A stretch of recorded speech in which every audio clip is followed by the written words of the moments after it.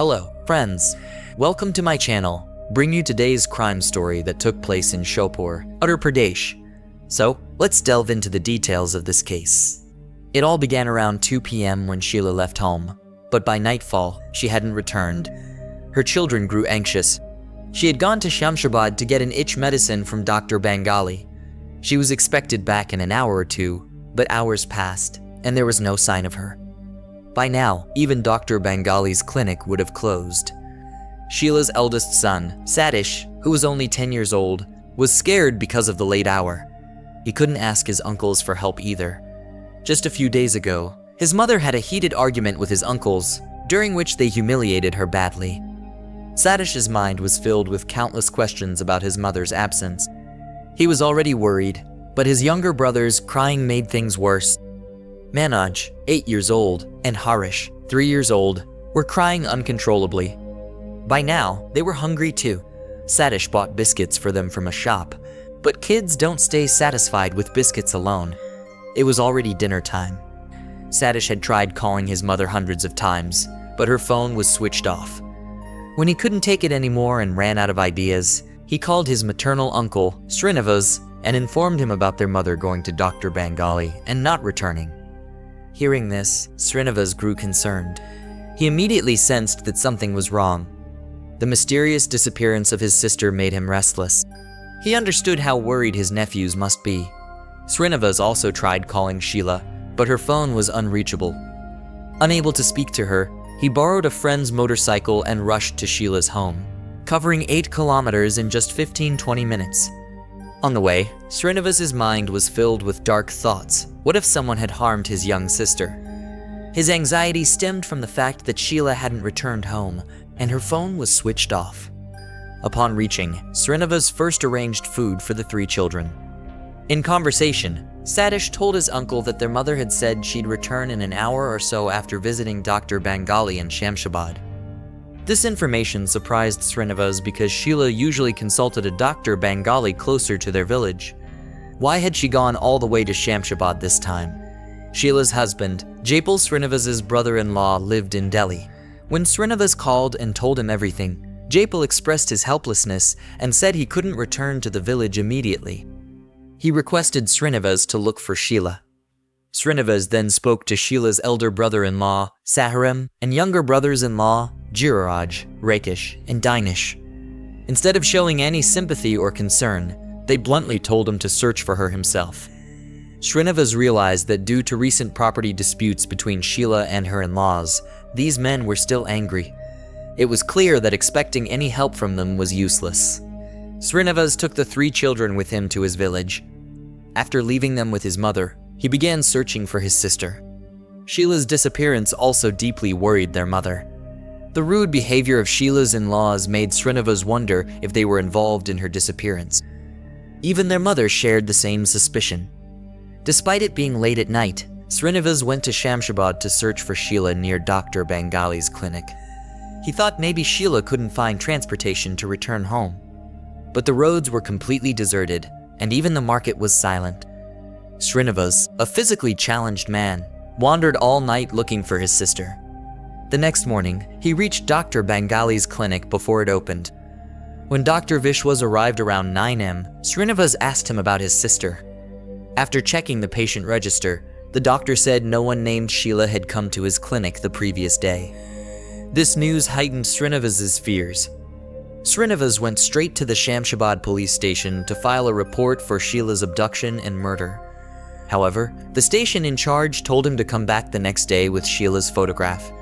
Frustrated, Srinivas felt the police were avoiding their duty. He then approached the district magistrate. Seeing a physically challenged man desperately searching for his young sister, the district magistrate, Gohar bin Sagir, listened to his plight. He immediately ordered the Shamshabad police to file a report and take action. Following this order, Srinivas went back to the police station and filed a report, naming Sheela's brothers-in-law Saharam, Giraraj, Dinesh, and Rakesh as suspects, along with her sister-in-law, Ramlila. The police arrested the 4 men, leaving out Ramlila, and took them to the station. However, after questioning and investigation, the police found them innocent. Despite this, the police filed paperwork and sent them to jail to close the case temporarily. Although 4 people were jailed, there was still no trace of Sheela. Even her body hadn't been found. Now, the arrested men's families were also worried. They began searching for Sheela, as her discovery would be the only way to release their loved ones from jail. The families of the jailed men called a village council panchayat, inviting Srinivas and around 10-12 villagers. During the panchayat, the arrested men's families accused Sheela of eloping with someone, questioning her character. This enraged Srinivas. He firmly held the in-laws responsible for Sheela's disappearance and murder, defending his actions. The heated arguments lasted for 3-4 hours, but the panchayat ended without any resolution. The arrested men remained in jail, and Sheela was still missing. Both Sheela's maternal family and in-laws were now deeply troubled. Everyone was desperately searching for Sheela, hoping to find some clue about her fate. Before their efforts could yield any results, something unexpected happened. Sheela's aunt, Mahadvi, who lives in Farazabad, received a call informing her that her niece Sheela's body was found inside the road, a bit ahead of Nibora Road, under a kanji tree. This news shocked Mahadvi, and she handed the phone to her son, Shilu. Shilu wanted to know who was calling and from where, but the caller disconnected the phone. Shilu immediately informed Srinivas and gave him the phone number from which the call came. Upon seeing the number, Srinivas was shocked because it was Sheela's own number. Without wasting any time, Srinivas, along with some friends, headed towards the place mentioned in the call to search for his sister's body. Nibora Road was around 10 kilometers away, and searching for a kanji tree a bit off the road was not easy. Srinivas and his friends spent hours looking for Sheela's body, but could not find it. Disappointed, they started to return. However, as they reached Shamsabad crossroads, Srinivas received a call. Upon checking, it was Sheela's number again. Srinivas immediately started recording the call to capture any information. As soon as he answered, a voice on the other end said, "Brother, the place where you were looking for Sheela's body is much further ahead. Her body is just 2 kilometers off Nibora Road from the Shamsabad crossroads." Srinivas quickly asked, "Who are you? How do you have Sheela's phone? How do you know that Sheela has been murdered and her body is under a kanji tree near the Nibora police station?" Instead of answering, the caller disconnected the phone. Despite being exhausted, this call revived Srinivas's hopes. Once again, he went to the location mentioned and began searching. Finally, his efforts paid off. He reached the unfortunate moment that no brother ever wishes to face. The body was so decomposed that it was unrecognizable. Srinivas informed his mother and the Shamsabad police about finding Sheela's body. The Shamsabad police, however, instructed them to inform the Fatabad police station, as the location fell under their jurisdiction. Srinivas then called 100 to report everything. The police control room instructed Fatabad station's in charge, Munish Kumar, to take immediate action. Upon hearing the news, Rama Devi Sheela's mother also arrived at the scene. Initially, she couldn't identify the body because of its condition, but she recognized it through Sheela's earrings, Mangal Sutra, and sari. By then, Fatabad station in charge Munish Kumar had arrived with his team. A glance at the body revealed that the murder had occurred 3 or 4 days earlier and that the body was dumped there, as there were no signs of struggle in the area.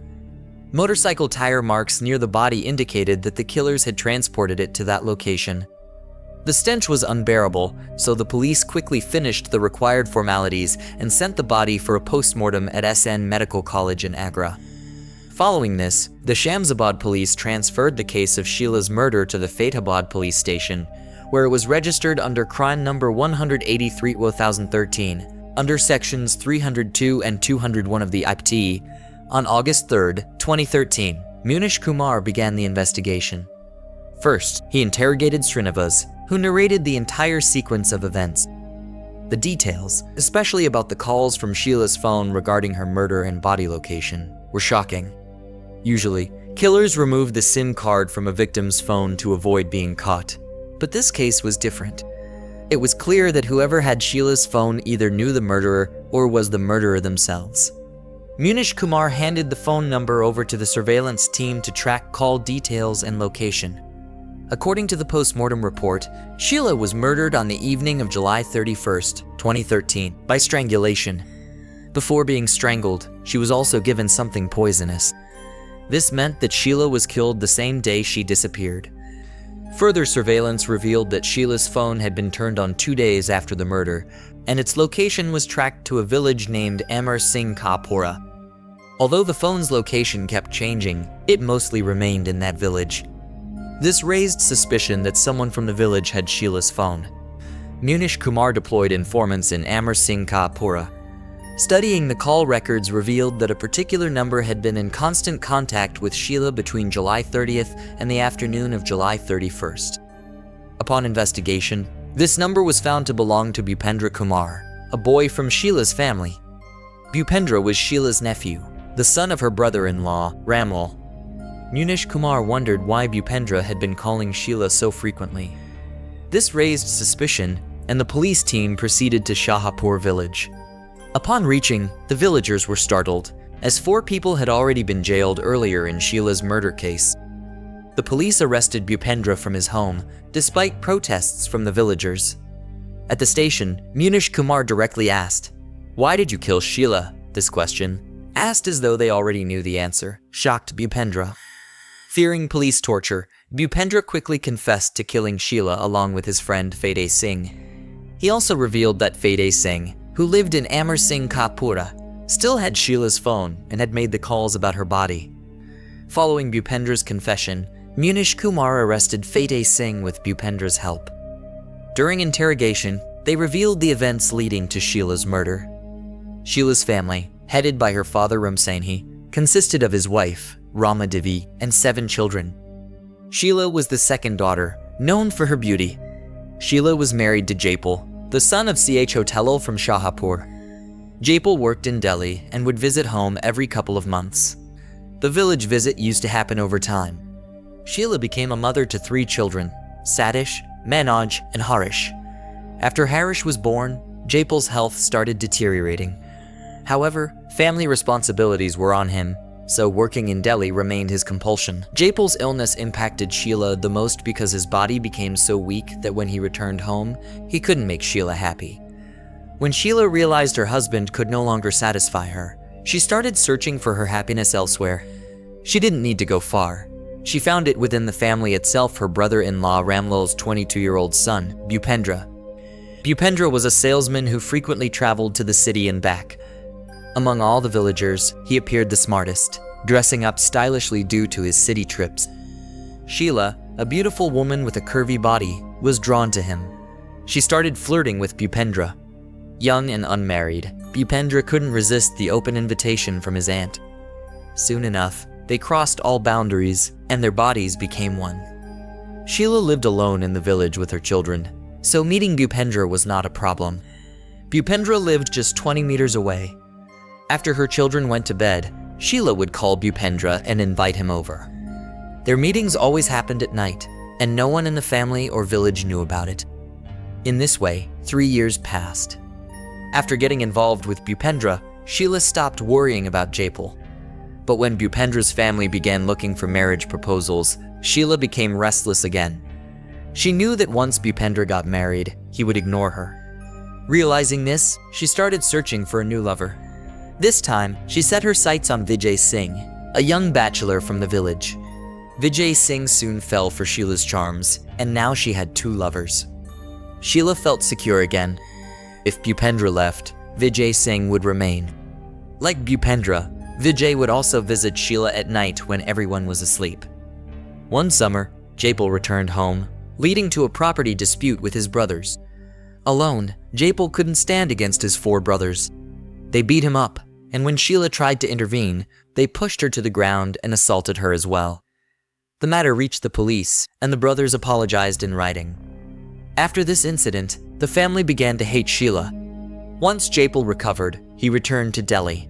Sheela resumed her old ways. Despite marrying, Bhupendra still visited Sheela, though his interest had waned. One day, Bhupendra discovered Sheila's relationship with Vijay Singh. Furious, he confronted her.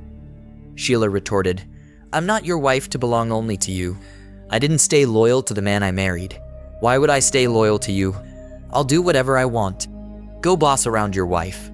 These words angered Bhupendra. Quietly, he decided to ruin Sheela's beauty so no one would even look at her. He thought of throwing acid on her, but abandoned the plan, fearing arrest. Instead, he began plotting her murder. At the time, Bhupendra's wife was away at her maternal home, leaving him ample time to plan. He decided that killing Sheela would be the best option. To carry out the plan, he pretended to rekindle his closeness with her. Sheela, unaware of his intentions, grew interested in him again. One day, Sheela told Bhupendra she planned to elope with Vijay Singh and take her children along. Bhupendra, enraged at this thought, resolved to kill her before she could act. On July 30th, Bhupendra learned that Sheela would visit Dr. Bengali for medicine. He offered to take her to a better doctor in the city. Sheela had been suffering from itching for months and agreed. Trusting Bhupendra completely, she prepared to leave with him on July 31st. She gave some money to her eldest son, Satish, and said, "Take care of your brothers. I'm going to get medicine and will return in 2 hours." Sheela met Bhupendra at the Shamsabad crossroads. Bhupendra had already prepared a deadly plan. Unable to find poison, he had dried a lizard and powdered it. At the crossroads, he bought rabri sweet and mixed the lizard powder into it. He packed it in a bag and rode off with Sheela on his motorcycle. The road was deserted in the afternoon. Bhupendra pretended that the motorcycle had broken down and stopped. They sat on a platform nearby. Bhupendra said, "Sheela, I'm going to be a father soon. To celebrate, I've brought rabri for you." Sheela smiled and replied, "Congratulations, I'll definitely have some." Bhupendra gave her the rabri and water, but when Sheela offered to share, he declined, saying he'd already eaten. She ate the rabri happily, unaware of the poison. They chatted for about half an hour until the poison began to take effect. Seeing Sheela weakening, Bhupendra called his friend Fede Singh. Fede arrived, and the two carried Sheela, now unconscious, on Fede's motorcycle. They took her off-road, strangled her to death, and left her body under a tree where it wouldn't be easily visible. Bhupendra gave Fede rupee 3 Zizanzan and Sheela's mobile phone as a reward for helping. The next day, Bhupendra revisited the site and saw Sheela's decomposing body. Disturbed, he still kept silent. However, when his innocent family members were jailed, he couldn't bear it anymore. He called Sheela's aunt and her brother Srinivas, telling them about the body's location. This call led to his arrest. Police interrogated both Bhupendra and Fede Singh. They recovered Sheela's mobile phone and presented the two culprits in court, where they were sent to jail. Both remain in custody without bail. Friends, if you're new to the channel, please subscribe and share your thoughts about this story in the comment box. I'll return with a new story soon. Until then, take care. Thank you.